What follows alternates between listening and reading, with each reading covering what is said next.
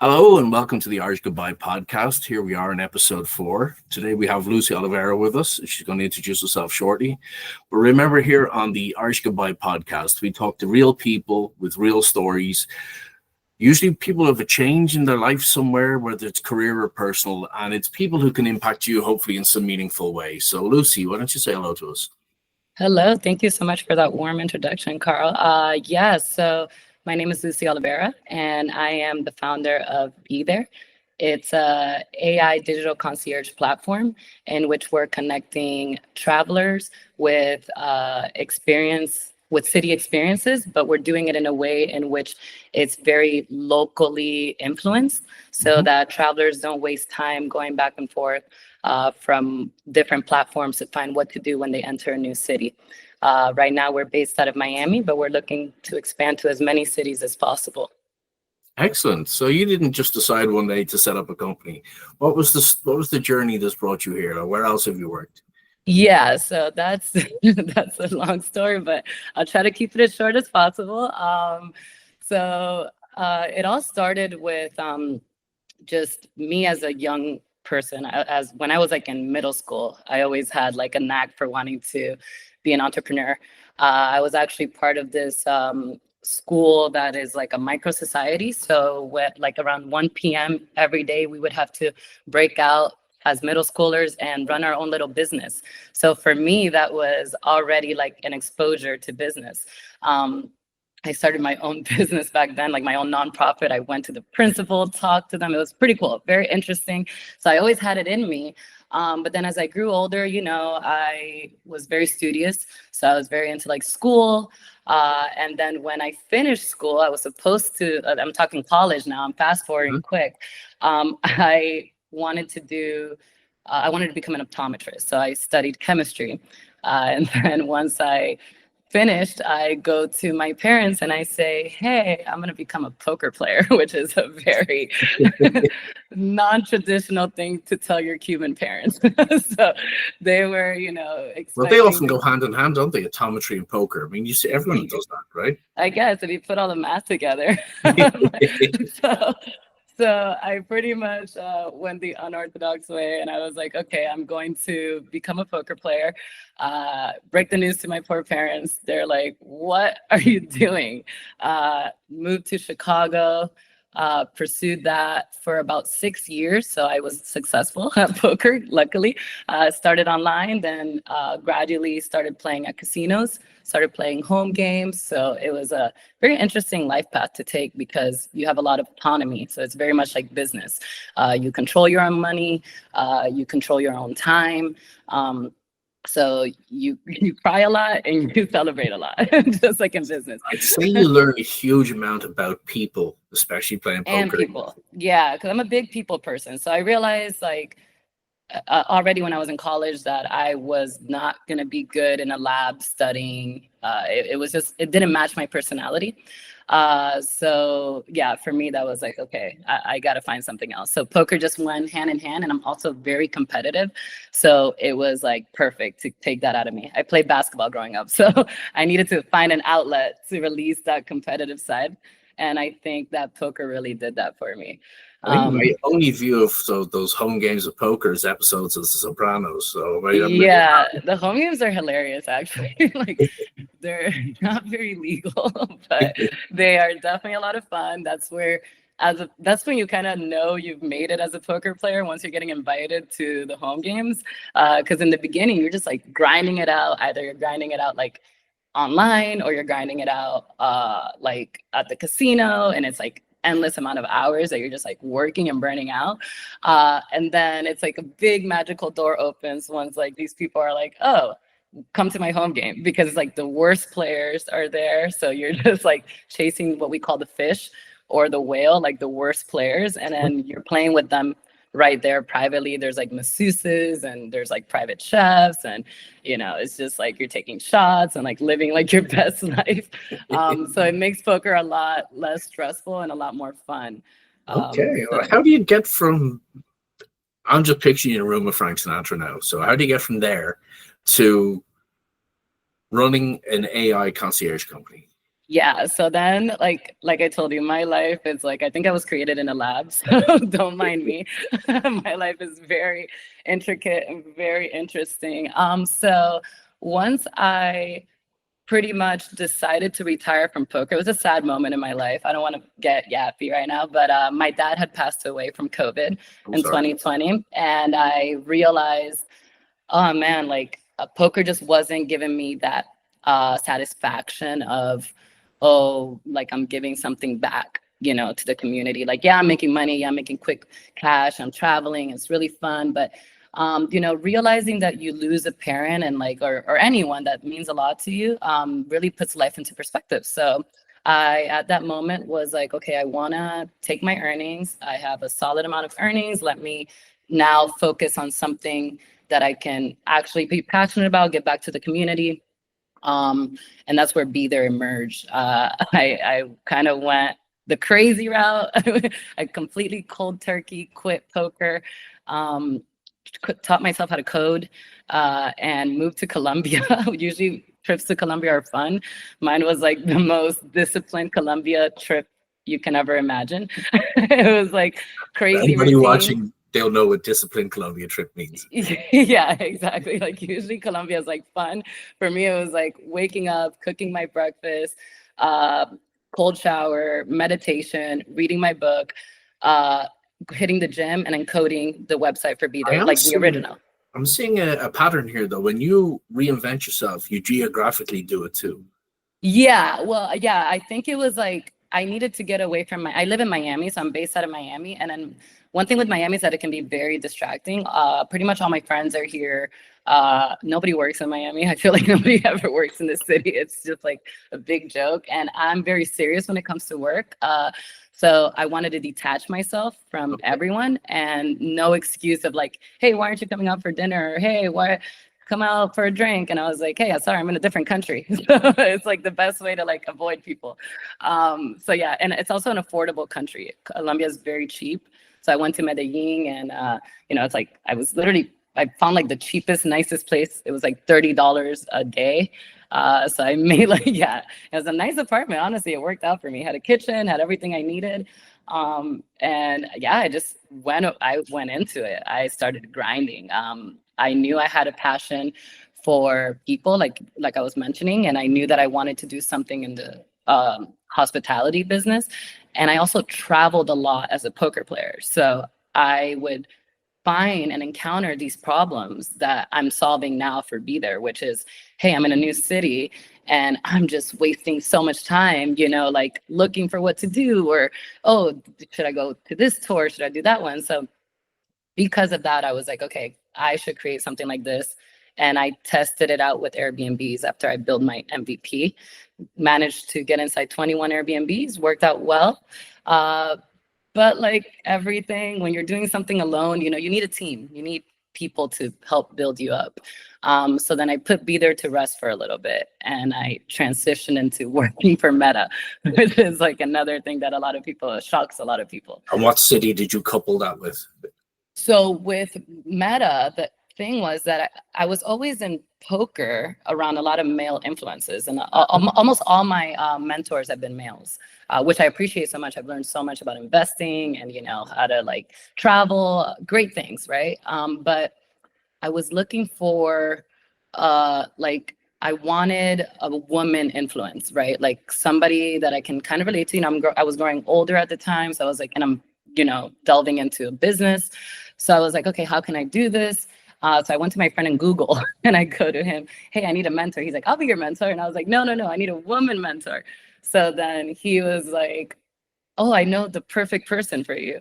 So he pretty much got me in touch with the lady at Meta, who's like the women leader of all the women in Meta. And like she mentors them and she works at Meta as well.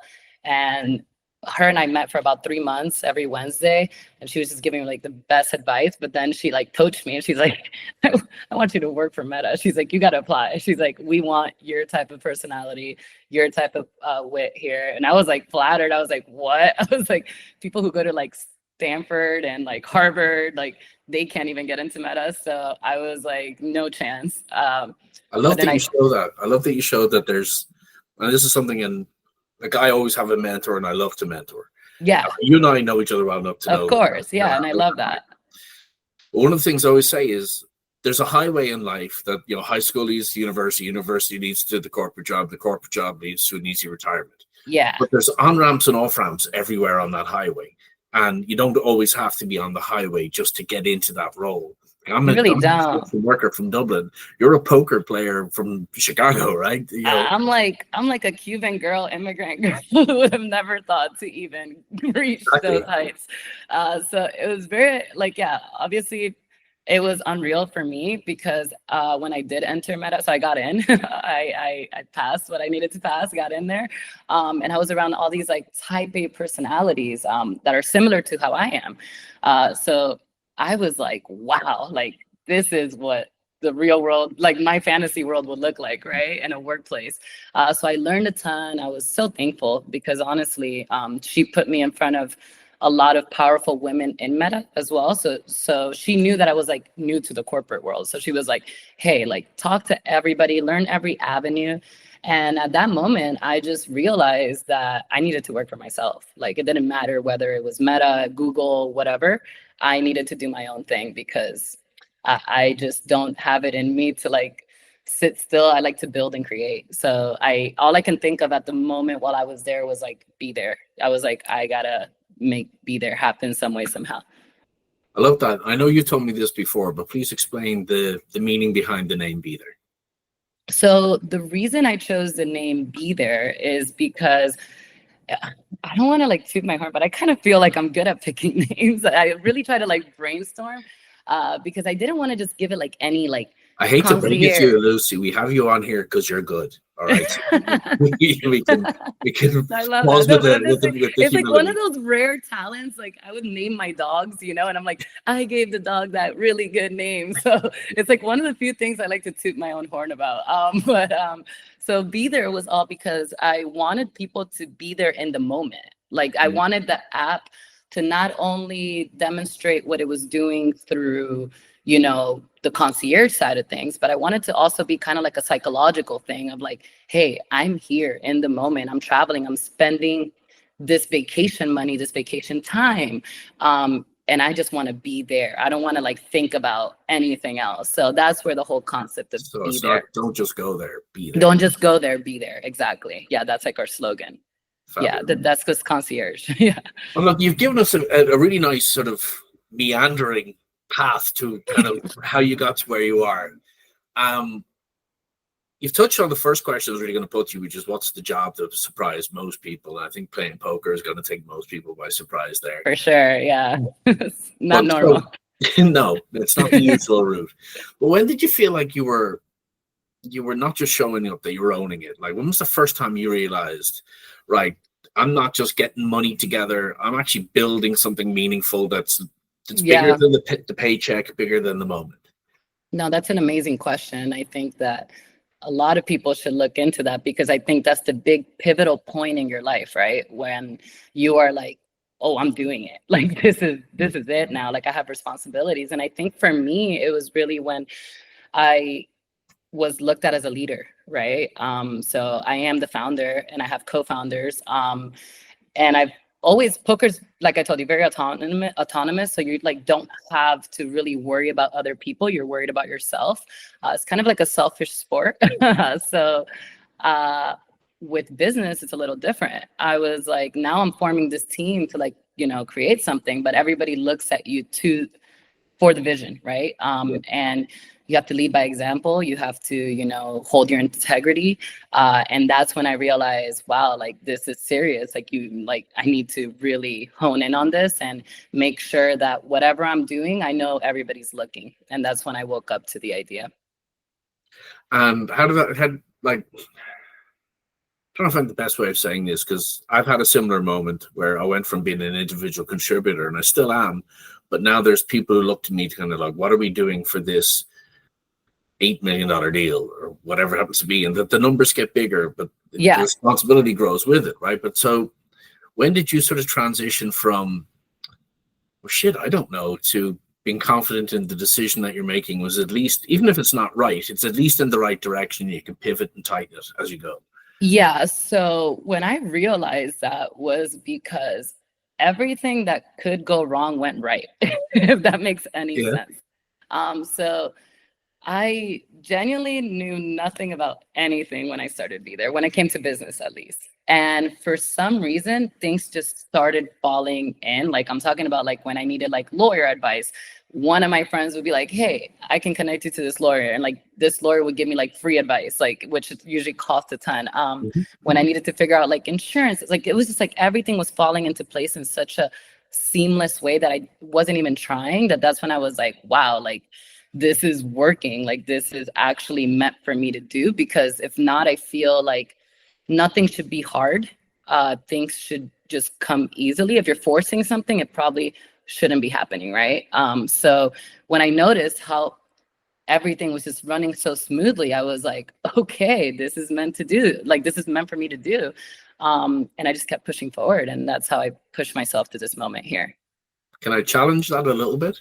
Yeah, no, please, please, please. And the reason I do is for anybody who's watching is to just flesh out that thought, right? That it shouldn't be hard. It should be easier. I don't disagree with what you're saying, but I think it's Yeah, easier because you've already put in the hard yards, right? correct. Yeah, I So you also went have from put a lot of work. optometry to poker. You went from poker to getting a mentor to Meta, from Meta to setting up your own company. You've put Yeah, in the hard yards, right? So that's why it's absolutely. easier. And your And network is a network that's valuable because of who you are, not because 100%. I couldn't have stepped off a plane here, a sheetrock worker, and just gone, all right, well, I'm doing what you've done, because nobody can do what you've done. You've done what you've done because there's a particular set of skills, Yeah. right? No, So 100%, 100%. I couldn't agree more. Yeah, you do have to build yourself up to this moment. I think that it's very important for you to really realize at any age, honestly. I like, look, I pivoted from poker at the age of like 28. So it's never too late, but it is important to start kind of like building skill sets, right? So that once you do reach a certain point of what you find your passion to be, you can pursue it and be happy doing it. So yeah, I completely agree. It wasn't like an overnight success story. I had a lot of crying nights, like my biggest losing nights in poker. You know, building BeThere has been pretty stressful too. So it's a lot that goes into it, but it's you just also have to have the wit. building the confidence that mistakes or frustrations that happen now don't break you, whereas No, 10 years ago they could have absolutely destroyed you. exactly. That's actually great, because I feel like for me, my biggest thing as a child was fear. Like I was a very fearful kid. Like I would always, even for like the smallest things, like I would make my brother go get the sauces in McDonald's because I didn't want to talk to people. So it's kind of like breaking out of that fear and realizing that, hey, nobody cares really. Like nobody cares about you. You have to care about yourself.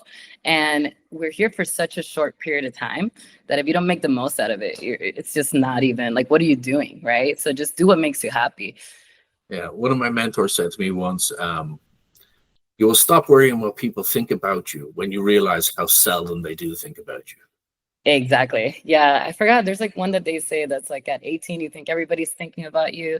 At 30, you realize that like nobody was thinking about you. And at 50, you were alone the whole time. Like the entire world doesn't know anything of. Yeah, so it's like it's like I forgot how it goes, but it's something along those lines. So yeah, it's true. Like focus on yourself, and really like push to want to, but you have to like, have a purpose with what you're doing things, because it's one thing to just do it, but then a reason behind doing it, Yeah, right? So it's a little bit of both. I think your why needs to be bigger than your what. Exactly. Yeah. Like you got to have a lot of heart with it. I think your heart is going to lead to meeting great people, just like how we got to meet, and like realizing your network, that you're building. People can read through that. People can see that, no matter what you do. And I learned that with poker. No matter what you do, you can like tell when somebody's like trying to actually be your friend, or they're just there because you know that you're the sucker. You're the one at the table. Exactly. So what's the belief or the mindset that's guided you through those tough times, where the tough time is realizing that you have personal loss, and that led to maybe shifting from poker to a more sustainable career, or realizing that maybe the governing rails of a large corporation were too governing?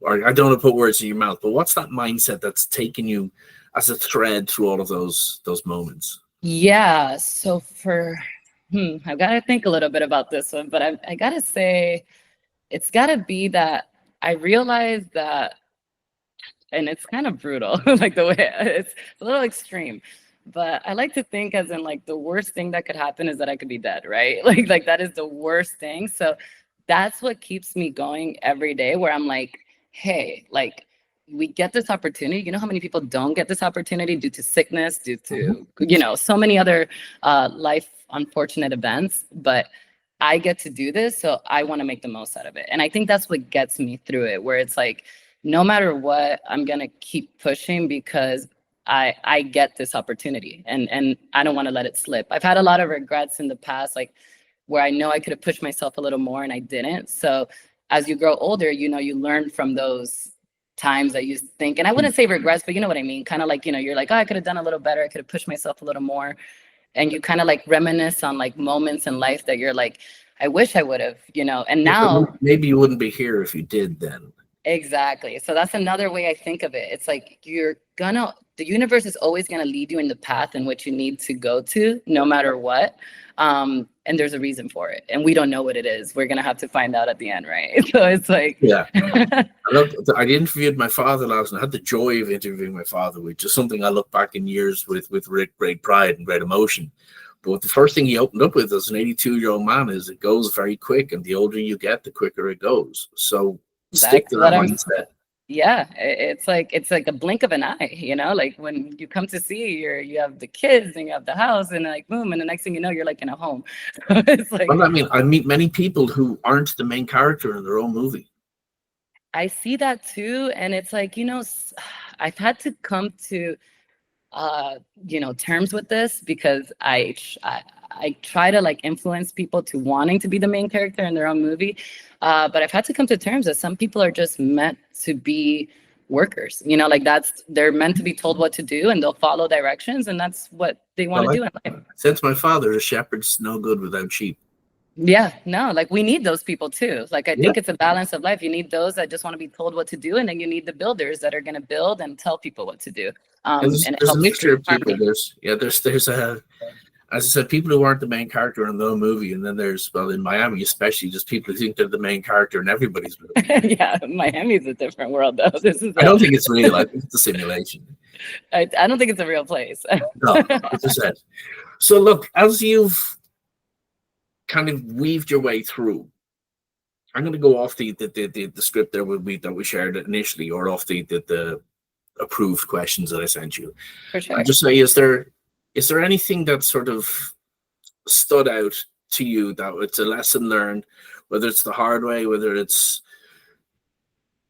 being wronged by somebody, or whether it's you look back and you think that wasn't my proudest moment? Like, is there something that you even if somebody warned you about it, you learned it the hard way and you're nearly glad you did? Yeah, I actually did.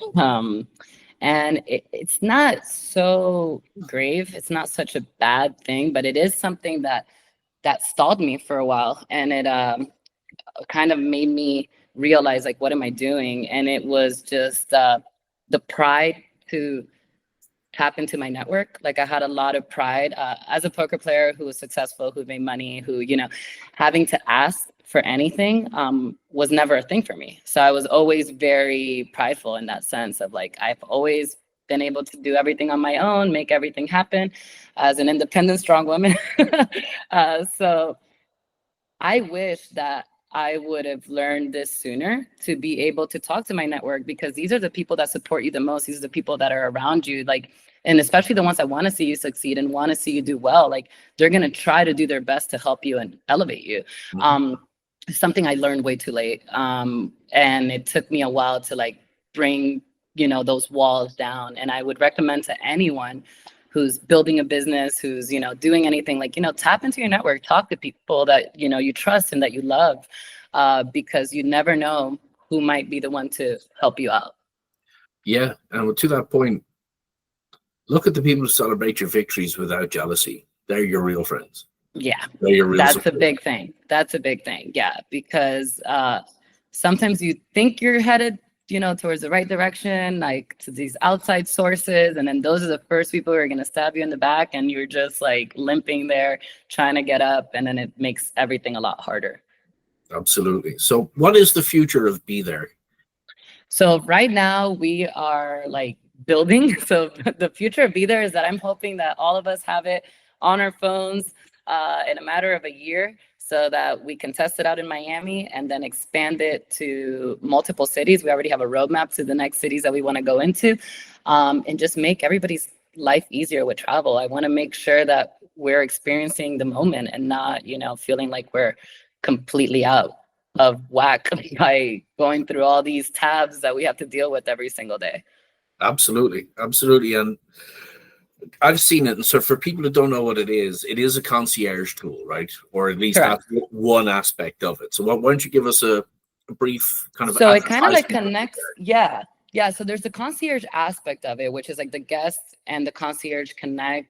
We have a AI called Mia, and Mia talks to you and she can plan your whole itinerary. So you can tell her your budget, the days that you're visiting, what you want to do, how many people you're with. And then Mia kind of formulates the entire itinerary for you. And then she pushes it out. You can edit, click, whatever you want. But then the other component that we're solving is the service providers, like, the transportation companies, the yacht companies.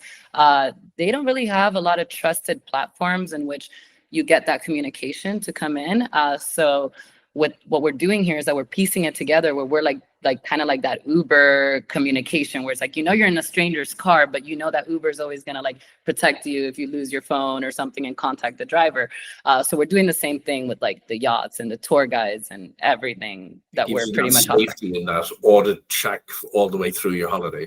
Yeah, we want to make it safe because, for example, like Miami, like there's a lot of scams with yachts. Like people will come in and book a yacht, and then next thing you know, they get bait and switch, and then you look at the yacht and you're like, this is not the yacht I saw in this picture. This is like a little dinghy. So we're trying to avoid that for people, because it's kind of sad. It's unfortunate that it happens, but we want to make sure that we're those middlemen to help with that, but also bring the tech behind it, because I think that there's like this concierge world in the hotel world is very fragmented from the tech scene. So like we want to like, piece it all together and be like, hey, why have we not been doing this? We're in 2025. I agree. I love that. So the last question we always ask here in the Irish Goodbye is, and in the future, the plan will be in about 6 months to have a follow-up interview with you, but it'll be in person at a bar.